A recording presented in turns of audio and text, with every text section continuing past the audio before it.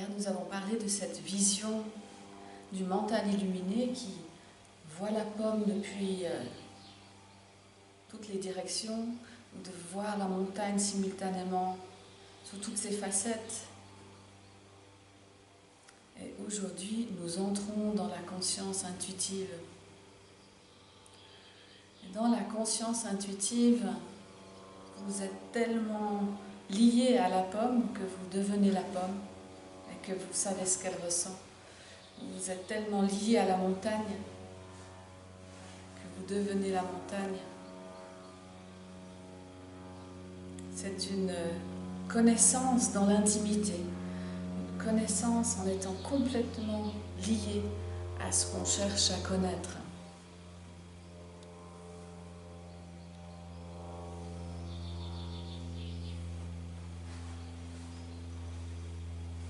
Chez Patanjali,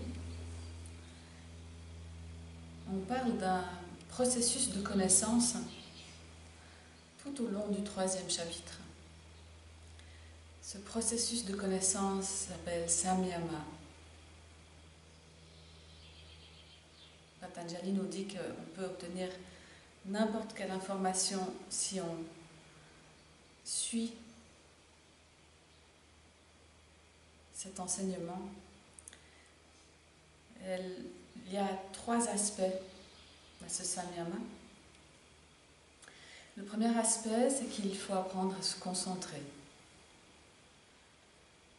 Il n'y a pas de progrès intérieur si on ne peut pas être concentré. Alors, l'opposé de ça, c'est être diffus, c'est être agité, dispersé, morcelé, fragmenté. Et vous ne pouvez pas avancer si vous êtes en morceaux. Vous avez besoin de ramener toutes vos énergies dans une seule direction. La définition est très simple. Premier sutra du 3e chapitre, il s'agit de pouvoir lier son esprit à un point. Ce point peut être votre respiration, ça peut être une sensation dans le corps, une zone du corps.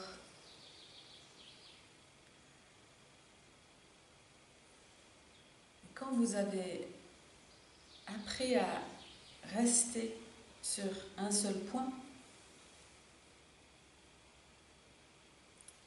il va se passer un mécanisme de rapprochement. Pour l'expliquer dans des termes peut-être un peu plus techniques, et ensuite on ira vers un peu plus de poésie. Techniquement parlant, il y a moi en tant que sujet, et ce que je regarde qui est l'objet. Moi en tant que sujet qui observe les sensations dans les hanches, mettons. Ça c'est mon objet. Ou moi en tant que sujet qui observe ma respiration. Ou moi en tant que sujet qui est un enfant dont je ne comprends pas le comportement. Entre guillemets, c'est mon objet à ce moment-là. Et ce processus qui s'appelle dharana, ce processus de concentration, va s'efforcer de créer un lien avec l'objet. Si votre attention est dispersée et que de façon très intermittente vous vous intéressez ou à l'enfant ou à votre souffle ou à autre chose, il n'y a pas d'image nette qui va pouvoir apparaître. Et ensuite, en ayant appris à son mental à rester relié à une seule chose pendant un certain temps, va se passer la 2e étape qui s'appelle dhyana. Et cette 2e étape, Patanjali nous dit dans le 2e sutra, 3e chapitre, que notre expérience intérieure s'unifie. C'est ça le critère. Dhyana en sanskrit signifie méditation. Donc la méditation, c'est le moment où je suis sortie de la fragmentation. Et pour ça, je n'ai pas le choix que de passer par la concentration. Et donc, mon sujet et mon objet se sont rapprochés avec ce processus méditatif. Et forcément, je vois un petit peu plus clair. Et la 3e étape, c'est une étape où tout d'un coup je fais un. Je deviens un. Ça s'appelle samadhi.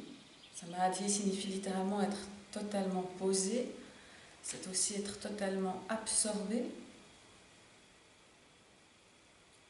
c'est être totalement relié. Et on peut vivre peut-être des micro-samadhis. Parfois, quand vous parlez avec quelqu'un qui vous avez beaucoup d'empathie et vous êtes dans cette écoute profonde, et vous comprenez vraiment profondément quelque chose de l'autre. Vous avez accès à son être, vous avez accès à son âme, vous comprenez quelque chose très intimement sur qui est l'autre, qu'est-ce qu'il est en train de traverser. On comprend très intimement quelque chose qui concerne notre corps, ou notre esprit, ou notre souffle.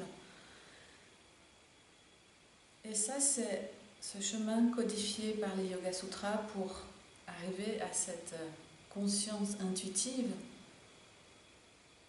Patanjali dit que quand on pratique Samyama, on obtient le Pragya Loka, et ça signifie le regard de sagesse, la vision de sagesse.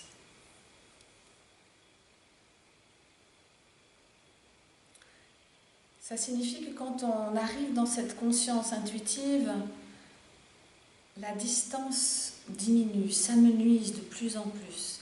C'est une connaissance où c'est pas juste qu'on voit ou qu'on perçoit, comme dans le mental illuminé, mais c'est qu'on sent et on expérimente. Et donc on comprend les gens, les choses, les situations par le vécu, par le ressenti, par quelque chose qui se fait en identité. En identité, ça signifie que je suis un instant devenu mon enfant ou devenu cette personne qui vient me voir régulièrement pour avoir des conseils, et je me lie à elle à tel point que je peux entrer dans son être et entendre ce qui se passe et comprendre encore plus intimement que le dauphin avec ses fréquences qui voit en 3D, plus intimement encore, je sens ce qu'un arbre sent, je sens ce qu'un mouton sent, je sens ce qu'un autre être humain sent. Ça s'appelle Vijnana. Ça s'appelle aussi Buddhi dans d'autres contextes. Et Vijnana, on pourrait dire que c'est une sorte de connaissance panoramique, périphérique, une connaissance qui va en toute direction. Le préfixe, vi veut dire en toute direction.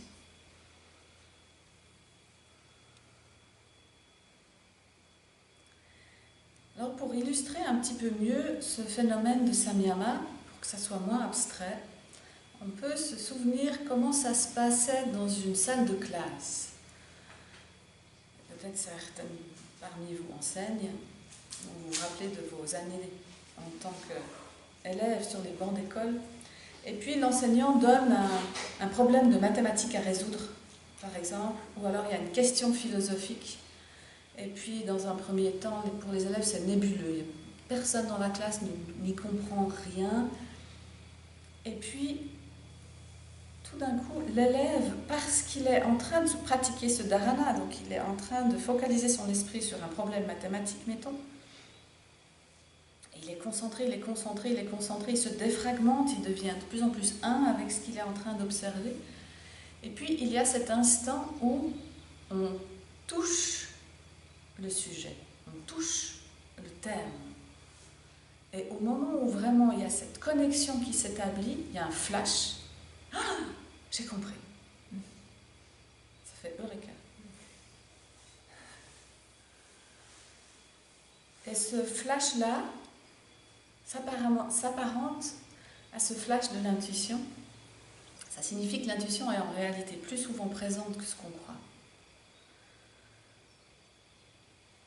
Et dans la salle de classe, il y en a un qui a compris, alors il essaye d'expliquer aux autres, et en essayant de faire passer le message, il essaye de faire en sorte que l'autre élève lui aussi touche le sujet. Et au moment où vraiment on a touché le sujet, paf, ça s'éclaire. Donc cette intuition, elle se révèle par le contact. Mais quand vous êtes fragmenté, loin de vous-même, quand votre esprit est agité, vous n'arrivez pas à créer ce point de contact. Ça signifie qu'il faut une sorte de densité de l'être, une densité de présence pour pouvoir faire ce travail. Et il peut arriver après dans la salle de classe qu'il y ait quelque chose de communicatif parce que cette intuition se propage. Et alors il suffit qu'un élève se tourne vers un autre, et juste le regarde et tout d'un coup ça fait tilt chez l'autre et ça fait des flashs en tous sens. Au point que l'enseignant dit tranquille, tranquille, laissez les autres trouver. Il y a cette excitation d'avoir compris. Et en réalité, c'est un processus de samyama, d'entrer profondément dans ce qu'on étudie.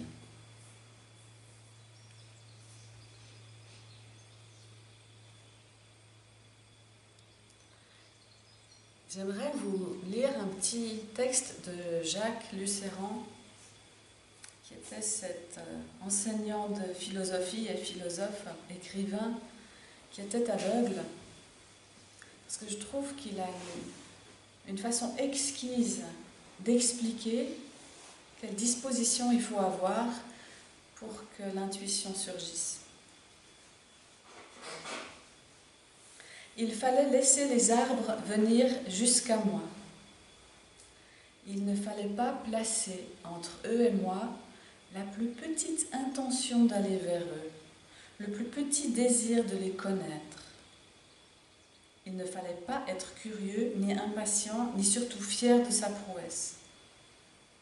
Si je me faisais très attentif, je n'opposais plus au paysage ma poussée personnelle, alors les arbres ou les rochers venaient s'oser sur moi et y imprimer leur forme, comme les doigts impriment leur forme dans la cire. Il fallait laisser les arbres venir jusqu'à moi. Il faut cette ouverture, cette disponibilité. On est tellement dans nos moi et nos moi nous poussent tellement, en quelque sorte on doit apprendre à être dans cette humilité de juste attendre que ce soit le monde qui vienne vers vous. Il ne fallait pas placer entre eux et moi la plus petite intention d'aller vers eux, le plus petit désir de les connaître. Il ne fallait pas être curieux, ni impatient, ni surtout fier de sa prouesse. Si je me faisais très attentif, c'est ça la clé, il faut vraiment entrer dans cette écoute très fine. Je n'opposais plus au paysage ma poussée personnelle. Alors les arbres ou les rochers venaient s'oser sur moi et y imprimer leur forme, comme les doigts impriment leur forme dans la cire. Alors le gros problème, c'est notre poussée personnelle qui fait que cette conscience intuitive ne peut pas fleurir. Une autre façon de le dire, c'est qu'il est nécessaire qu'il y ait une sorte de vide en nous-mêmes.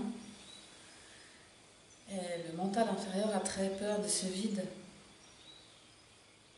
jusqu'à ce qu'il y ait une sorte de bascule et qu'on réalise que c'est un vide extraordinairement fertile, c'est un vide nourrissant, c'est le vide d'où tout va surgir. Et quand vous devenez vide, alors l'univers vient vers vous. Et vous pouvez connaître les arbres ou les rochers dans cette intimité.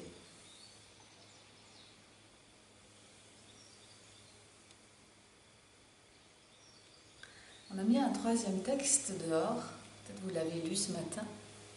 Ce texte dit « Les explications vont bien pour les choses pratiques, mais sont déplacées pour la beauté, l'amour et la simple présence.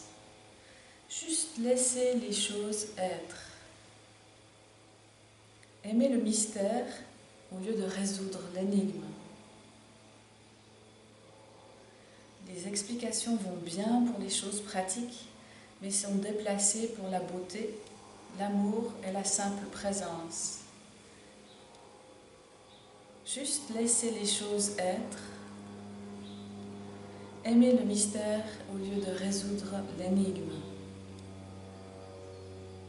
Une citation de Léo Hartong. Quand il y a des choses à expliquer, on va utiliser le mental. Mais le mental est complètement déplacé pour vraiment savourer la vie.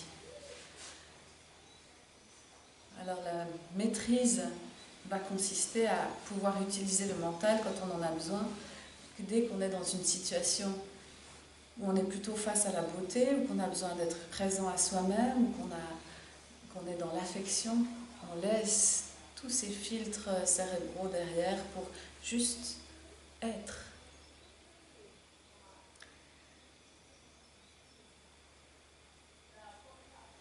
L'intuition, quelque part, va toujours rester un peu mystérieuse. Donc c'est important d'aimer ce mystère. Et on ne va jamais complètement résoudre mentalement, intellectuellement, la façon dont ça fonctionne, même si on peut un petit peu expliquer quels sont les terrains favorables pour que cette intuition surgisse. On peut créer en soi le terreau pour que ça émerge. Mais essentiellement,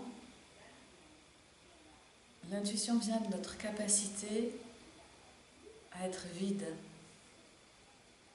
pour que le monde puisse venir jusqu'à vous.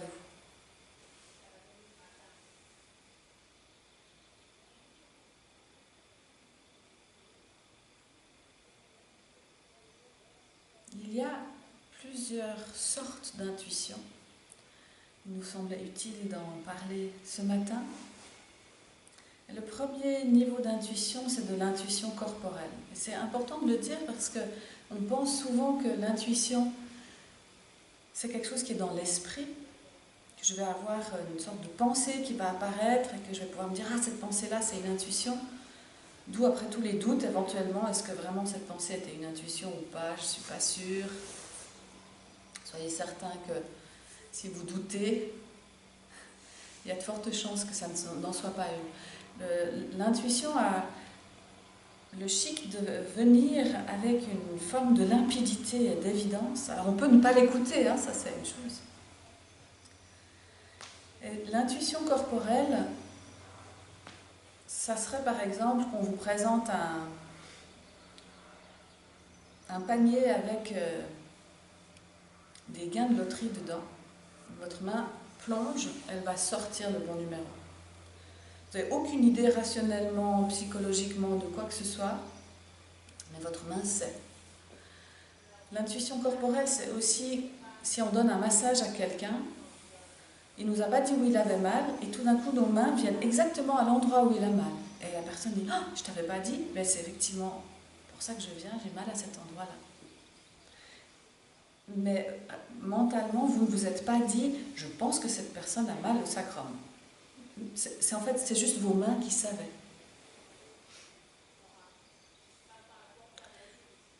Il y a aussi ces intuitions corporelles où votre corps se met à se déplacer et à marcher. Vous ne savez pas où vous allez. Éventuellement même, vous pouvez dire à vos jambes, ça serait peut-être une idée de s'arrêter là parce qu'on va ailleurs. On a prévu autre chose. Mais non. Les jambes continuent. Et ensuite, bingo, vous allez faire une rencontre très très très importante. Et votre corps savait, alors que le mental peut même essayer de lutter contre les gens en disant non, mais il est temps d'aller à la gare, là, on n'est pas du tout là où il faut. Et on réalise, mon corps savait, et il m'a amené au bon endroit pour que je fasse cette rencontre et que j'ai cette discussion là maintenant.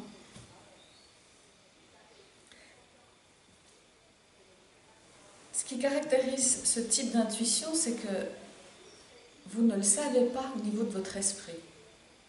Vous êtes ignorant de ce qui se passe, mais vous êtes juste témoin que visiblement le corps lui sait. Ensuite, il y a un autre type d'intuition, c'est l'intuition du ventre, des tripes. Et ça, c'est quand vous avez une sorte de pressentiment. Ça peut être un pressentiment positif. Je pressens que quelque chose de très important va se passer ce prochain mois, ou parfois c'est un pressentiment négatif. J'ai l'impression que telle personne ne va pas bien. Mais de nouveau, mentalement, vous n'avez pas de clarté. Mais vous avez cette espèce de vague truc qui flotte, qui vous tient un peu au ventre. Il se passe quelque chose. Ce n'est pas toujours confortable parce qu'on ne sait pas toujours qui ça concerne. Est-ce qu'on est connecté à quelque chose dans le monde? Il y a une guerre en train d'éclater quelque part, et alors du coup notre corps le ressent comme une sorte de mauvais pressentiment. Ou est-ce que ça concerne quelqu'un que vous connaissez?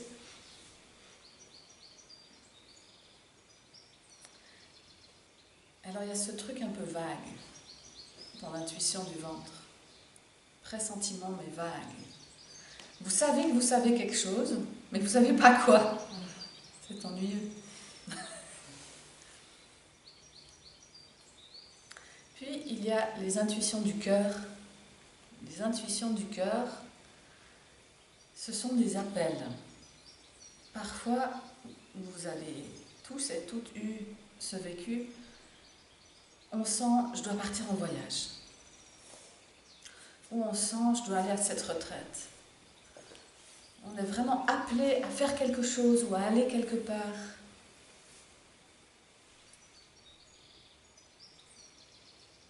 Et on ne sait pas forcément qu'est-ce qui nous attend là-bas, mais par contre, il y a cette limpidité, cette clarté.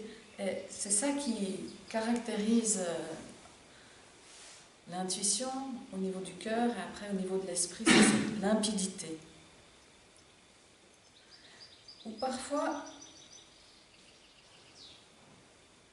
on a vraiment un appel pour changer de métier. C'est une intuition du cœur dans le sens où ça va vraiment nous rapprocher de qui nous sommes profondément. Ça nous rapproche de notre âme, ça nous rapproche de notre destinée, ça nous rapproche de ce qu'on a à faire sur cette terre. C'est cette voix du cœur. Et dans la tradition indienne, le cœur est le lieu où vit le soi. Et le soi sait qu'est-ce qui va être bon, qu'est-ce qui va être juste. C'est un appel qui est irrésistible. On peut se battre, on peut toujours un peu se battre contre ces intuitions si on a envie, mais tôt ou tard, l'intuition va prendre le dessus. Heureusement peut-être. Puis, il y a les intuitions de l'esprit. Les intuitions de l'esprit, elles sont totalement claires, limpides, transparentes. C'est de l'information directe et que vous ressentez pas juste par le corps qui a envie d'aller quelque part ou pas juste par le cœur qui a un appel pour quelque chose, mais c'est de l'information. Et donc, ça peut concerner toutes sortes de sujets. Ça peut être le fait de très clairement sentir la personne avec qui j'ai rendez-vous va arriver en retard. On sait ça. Ou ça peut être de penser à elle très fortement et en cet instant-là, de réaliser qu'elle doit être en train de penser à moi. Je sais qu'il y a une connexion.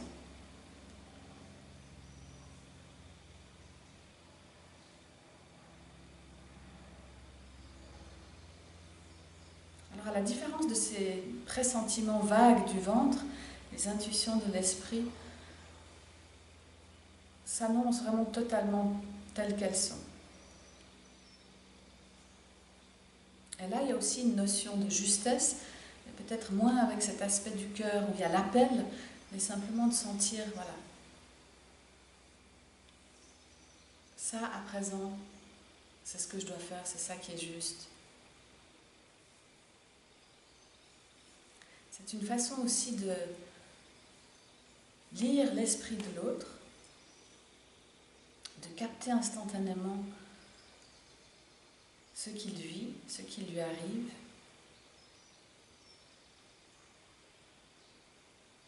Et éventuellement de capter aussi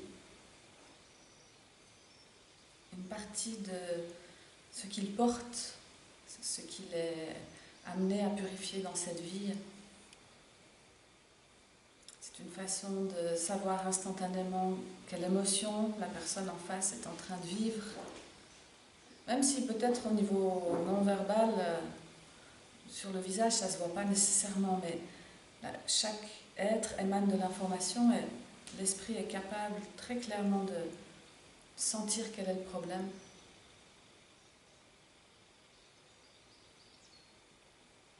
On peut être dans un lieu et tout d'un coup on capte qu'il y a des mémoires qui sont là.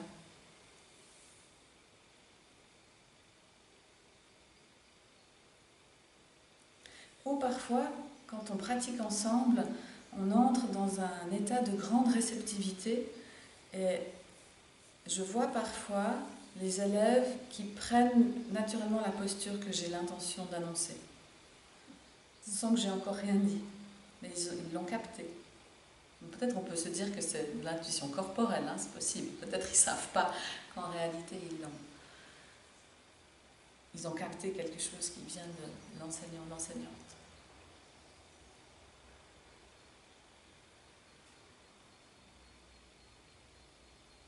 Ces intuitions de l'esprit, quand on apprend à faire de la place pour ça, elles ont une signature, elles ont une empreinte qui nous permet de savoir que c'est bel et bien une intuition et que ça n'est pas une projection de notre part. Donc le mental apprend aussi à ne pas mettre en doute ces choses-là.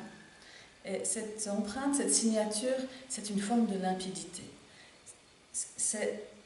On est tellement connecté à ce qui est vrai qu'il ne peut pas y avoir d'opposé à ça.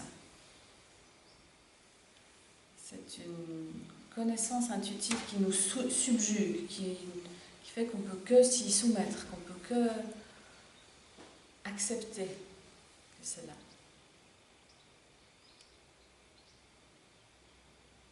Bien sûr, il faut toujours rester modeste et puis il faut toujours vérifier. On a toujours ce petit recul de peut-être que je me trompe. Mais progressivement, on apprend vraiment à faire confiance. Et on apprend à distinguer quand j'ai un contenu mental qui monte à la surface. Est-ce que c'est juste le jeu du mental associatif? Il y a une forme d'empreinte qui me fait reconnaître que ça vient du mental associatif. Ou est-ce que c'est une intuition de l'esprit qui passe elle aussi par mon esprit, mais qui est porteuse de cette vérité, de cette limpidité, de cette évidence?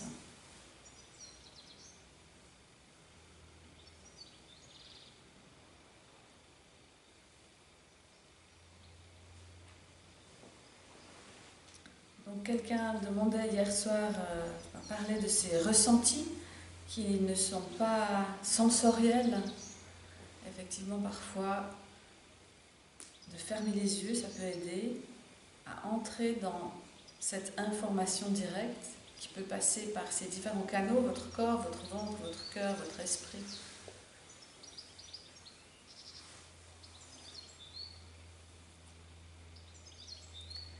Comme tout est relié dans cet univers, quand par ce travail du samyama, on se rapproche de plus en plus de tout ce qui vit et qu'on entre dans une forme d'intimité avec le vivant, ce lien qui relie tout nous informe.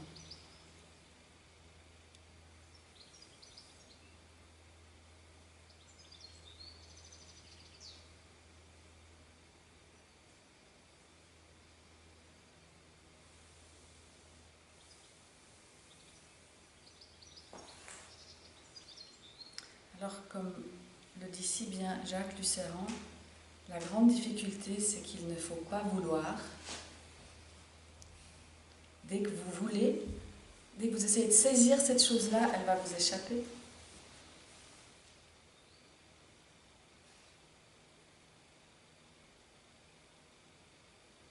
On a le droit d'aspirer. C'est pas la même chose que vouloir. Aspirer, c'est sentir qu'il y a un élan intérieur pour aller vers notre vraie nature. Le vouloir vient du moi.